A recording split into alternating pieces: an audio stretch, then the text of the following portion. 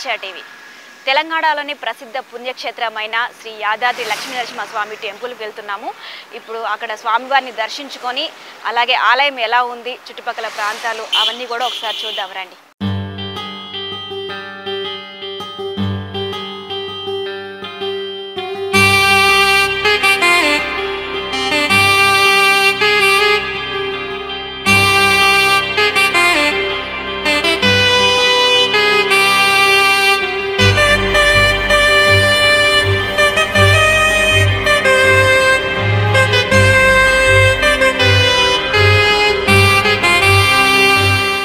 ఆలయం దగ్గరకైతే వచ్చేసాము.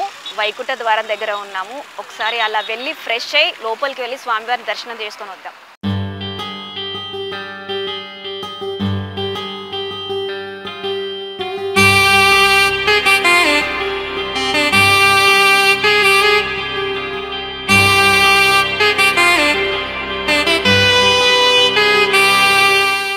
ప్రస్తుతం పుష్కరిణి దగ్గర ఉన్నాము. వచ్చిన భక్తులు ఇక్కడ స్నానాలు అన్నీ ఆచరిస్తారనమాట. ఇక్కడ స్నానం చేసుకున్న తర్వాతే అక్కడ దర్శనానికి వెళ్తూ ఉంటారు.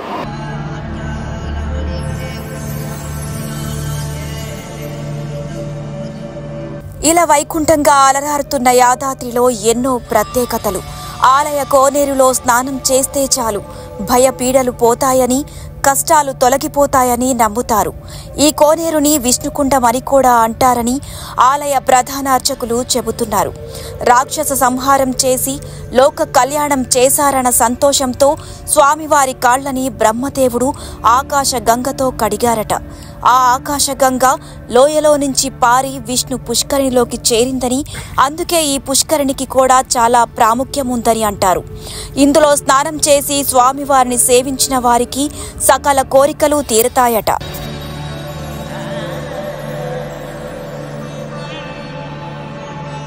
కళ్యాణ కట్ట కూడా ఉంటుంది.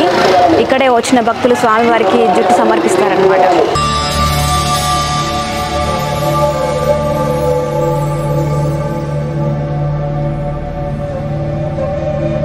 కళ్యాణ కట్ట వద్ద భక్తులు తలనీలాలు సమర్పిస్తారు. ముఖ్యంగా వృద్ధులు, చిన్నారులు, మహిళలకు ఇబ్బందులు తలెత్తకుండా నిర్మాణంలో జాగ్రత్తలు తీసుకున్నారు. భక్తుల తలనీలాలు, ఇతర వ్యర్థాలు గుండంలో కలవకుండా ప్రత్యేక వ్యవస్థ ఏర్పాటు చేయడం జరిగింది.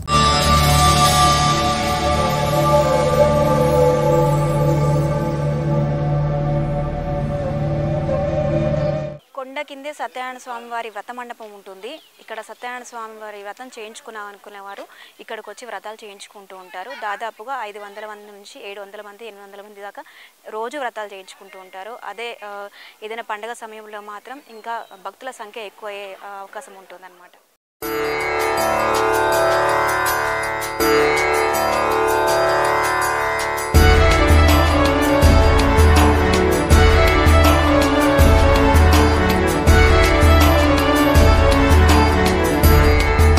యాదాద్రీశుడు సత్యదేవుడు, సత్య ప్రమాణ దేవుడి అవతార సమయంలో నైమిషారణ్యం నుంచి ఋషులు యాదాద్రికి చేరుకుని హోమాది క్రతువులు నిర్వహించాలని స్థల పురాణం. నరసింహ స్వామినే సత్యనారాయణుడిగా భావించి వ్రతాలు కూడా ఆచరించారట. నాటి నుంచి కొండంత దైవం అండగా ఉండాలని కోరుతూ సత్యనారాయణ వ్రతాలు చేసే సాంప్రదాయం యుగ యుగాలుగా వర్ధిల్లుతున్నది. ప్రతి సంవత్సరం కొండ మీద లక్షలకు పైగా వ్రతాలు జరుగుతుంటాయి. ఇప్పుడు నీళ్ల చెంబుకి బొట్టు పెట్టండి. ఆ చెంబులో 2 అక్షతలు, 1 పుష్పము వేయండి. దంపతులిద్దరూ ఆ చెంబు పైన చెయ్యి పెట్టండి. అలా తెలంగాణ అన్నవరంగా యాదాద్రి ప్రసిద్ధి చెందింది.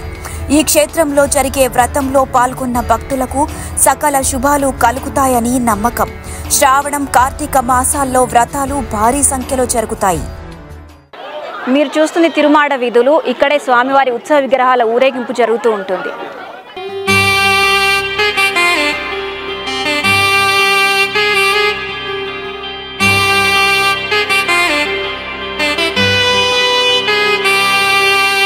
నరసింహస్వామి పశ్చిమాభిముఖంగా స్వయంభూగా వెలిశాడు కనుక పశ్చిమ మాడవీధుల్లో సప్తతల మహారాజగోపురం ఉంది.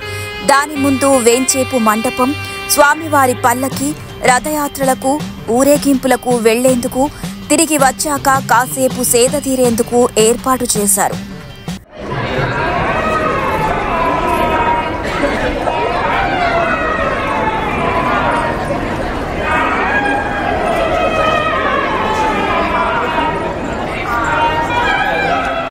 నలువైపులా పశ్చిమ, ఉత్తర, తూర్పు, దక్షిణ మాడవీధుల్లో అష్టభుజి మండపాలు, స్తంభ, బాల స్తంభాలపై పౌరాణిక కథా ఘట్టాలు, శిల్పాలు, రాజుల కాలం నాటి చారిత్రక విశేషాల శిల్పాలు, సమకాలీన సంస్కృతి సాంప్రదాయాలకు అద్దం పట్టే శిల్ప భాషలో చరిత్రను నమోదు చేసినంత ఘనంగా శిల్పాలను చెక్కారు.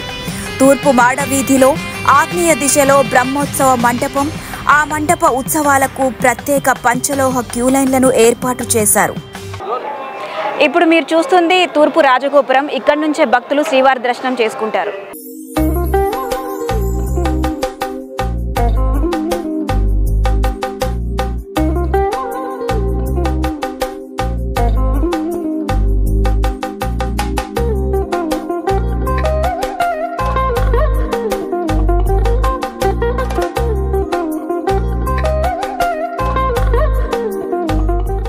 ఇప్పుడు మీరు చూస్తుంది గుడి లోపలికి వచ్చిన తర్వాత మాడవీధులు. ఇక్కడ కూడా స్వామివారి ఉత్సవ విగ్రహాల ఊరేంపు జరుగుతూ ఉంటుంది. ఇప్పుడు చూసినట్లయితే ఇక్కడ మొత్తం కూడా ఇవన్నీ రాతి విగ్రహాలు, రాతితో తయారు చేయబడినవి. వీటన్నింటినీ ఆంధ్రప్రదేశ్ నుంచి తెప్పించారు అప్పట్లో. పేంచేపు మండపం మాడవీధుల్లోంచి గాని, అటు నుంచి ఉత్తర, తూర్పు మాడవీధుల్లోంచి గాని అలా నడిచి వెళ్లి తూర్పు వైపున ఉన్న పంచతల రాజగోపురంలోంచి అంతరాలయ ప్రవేశం చేస్తారు. అలా లోపలికి వెళ్లిన భక్తులకు 4 దిక్కులా 4 అంతర మాడవీధులు, వాటిలోనూ అంతర ప్రాకార మండపాలు కనువిందు చేస్తాయి. అలా ఆలయ పరిసరాల అందాలను చూస్తూ తన్మయ భరితులవుతూ అంతరాలయ ప్రవేశానికి ఏర్పాటైన త్రితల గోపురానికి భక్తులు చేరుకుంటారు. ఆ ద్వారంలోంచి అంతరాలయానికి ప్రవేశించి క్షేత్ర పాలకుడైన ఆంజనేయ స్వామిని దర్శించుకుంటారు. స్వామివారి గర్భగుడి ముందు ఉన్నాం మనం. ఇక్కడే భక్తులంతా స్వామివారి దర్శనం చేసుకుంటున్నారు. ఇక్కడ చూసుకున్నట్లయితే గోవిందనామ స్మరణతో ఈ హాల్ అంతా కూడా దద్దరిల్లిపోతుంది. స్వామివారి దర్శనం కోసం భక్తులు చాలామంది వచ్చారు. ఇవాళ ఈ రోజు కన్నా రోజు ఇంకా చాలా ఎక్కువ మంది వస్తుంటారు. పండగ సమయంలో చాలా ఎక్కువ మంది వస్తూ ఉంటారు భక్తులు.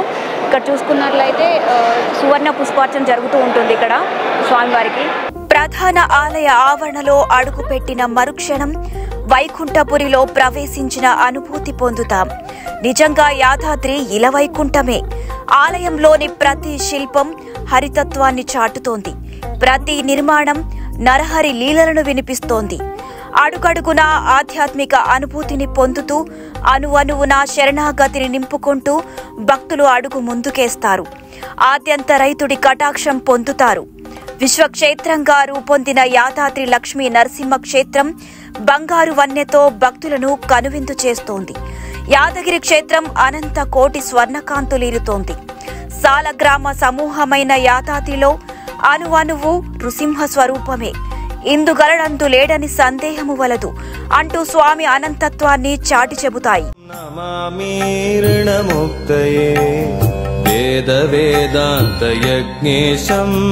బ్రహ్మరుద్రాదివందితం శ్రీనరసింహం మహావీరం నమామి ऋणमुक्तये యద్ఇదం పఠతే నిత్యం ऋणविमोचन संहितं అనృణీ జాయతే సద్యో ధనం శీఘ్రమవాప్నుయాత్.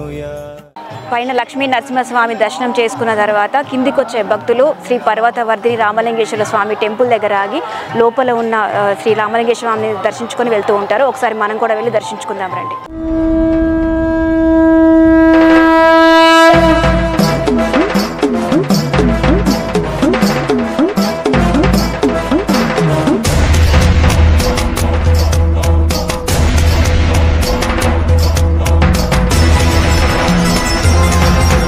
శ్రీ యాదగిరి లక్ష్మీ నృసింహ పరబ్రహ్మణే నమః. శ్రీ పర్వతవర్ధిని సమేత స్ఫటిక రామలింగేశ్వర స్వామినే నమః. యాదగిరిగుట్ట దివ్యక్షేత్రం. ఈ క్షేత్రంలో ఇక్కడ పైన కొండపైన అనుబంధ ఆలయం శ్రీ పర్వతవర్ధిని సమేత రామలింగేశ్వర స్వామి వారి ఆలయం. ఈ మధ్యకాలంలో ఆలయం చాలా అభివృద్ధి అయింది. ఆ తదుపరి నిత్య పూజాదులు, నిత్య హవనము, ఉదయం 9 గంటలకు రుద్రహవనము, ప్రతినిత్యము అభిషేకాలు, స్వామివారికి అర్చనలు, కళ్యాణాలు, నవగ్రహ పూజలు, రుద్రాభిషేకాలు, స్వామివారి మధ్యాహ్నము నివేదన, సాయంత్రం సేవలు, రాత్రికి మహాపూజ, ప్రదోషకాల పూజ, మంగళహారతి, ఈ ప్రకారంగా పూజాధికములన్నీ కూడా ఇక్కడ చేయటం జరుగుతుంది.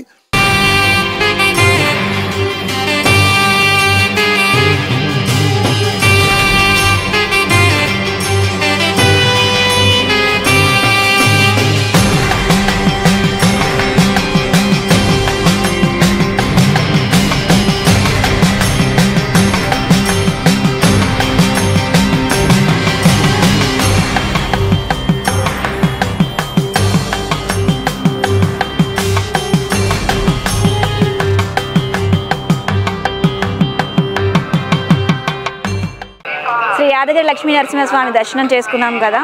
వచ్చే వారం మరో పుణ్యక్షేత్రంతో మళ్ళీ కలుద్దాం. అంతవరకు సెలవు.